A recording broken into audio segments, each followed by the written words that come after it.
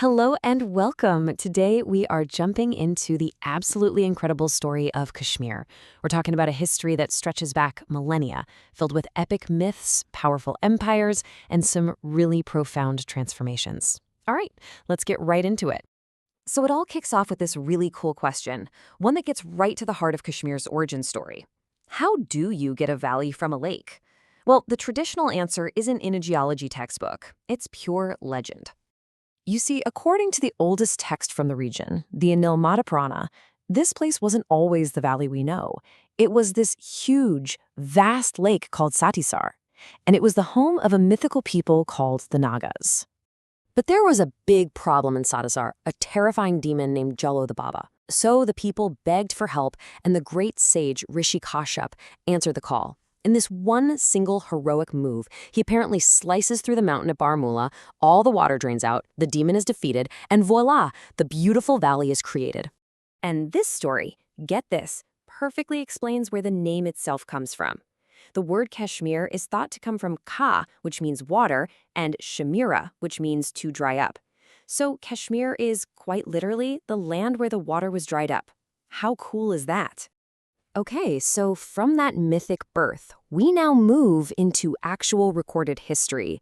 Let's take a look at the foundational ancient empires that really started to shape this land and its people.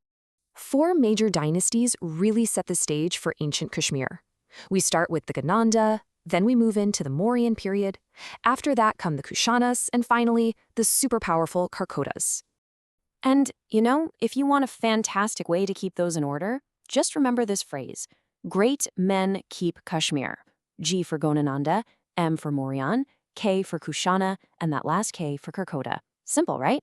Now, what's so incredible about the Mauryan period is how you can still feel its echoes today. The great emperor Ashoka, he founded the original city of Srinagar.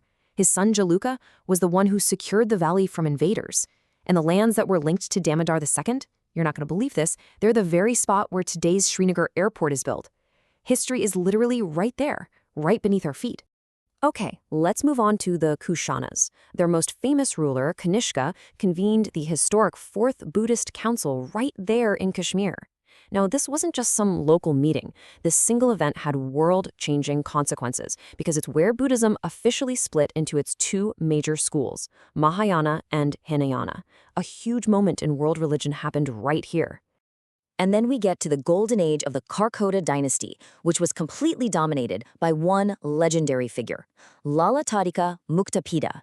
You can think of him as the Samudragupta of Kashmir, just an undefeated conqueror who reigned for 36 years. But he wasn't just a warrior, he was a master builder, leaving behind incredible structures like the magnificent Martanda Sun Temple. So, after those ancient Hindu and Buddhist kings, Kashmir enters a totally new phase.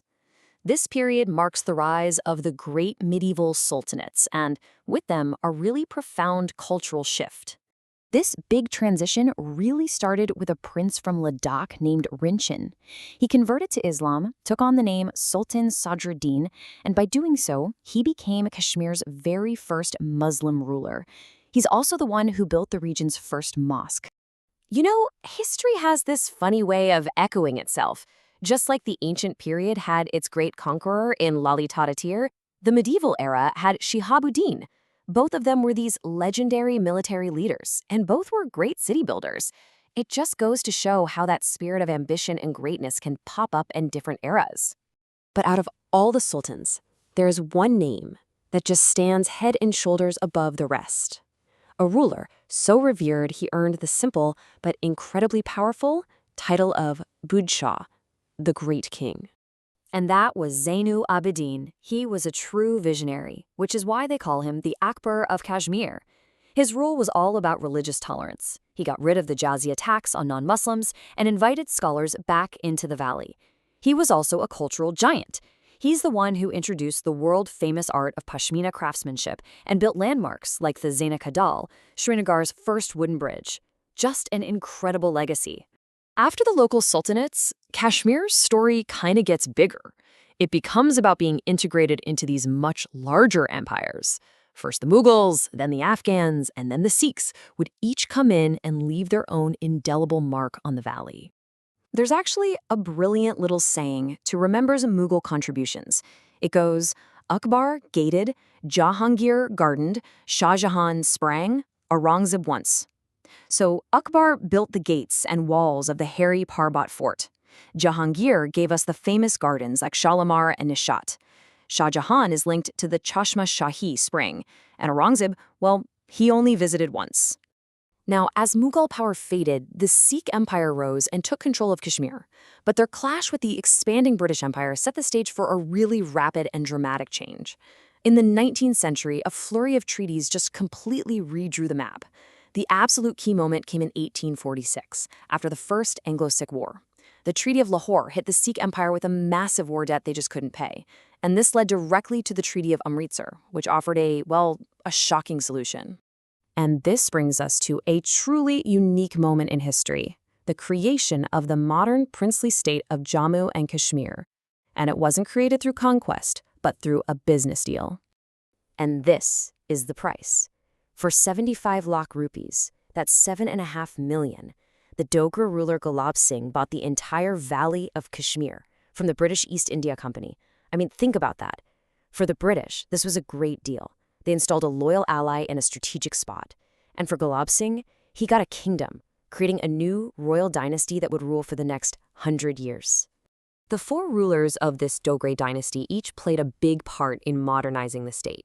You had Gulab Singh, who founded the dynasty, all the way to the final ruler, Hari Singh, who established modern institutions like the J&K Bank, and, most pivotally, signed the Instrument of Accession in 1947. And that signature, that single act, opens the final chapter of our story so far. It takes us from the end of the British Raj right up to the present day, a period that's been defined by immense political and constitutional change. So let's just walk through those key political milestones.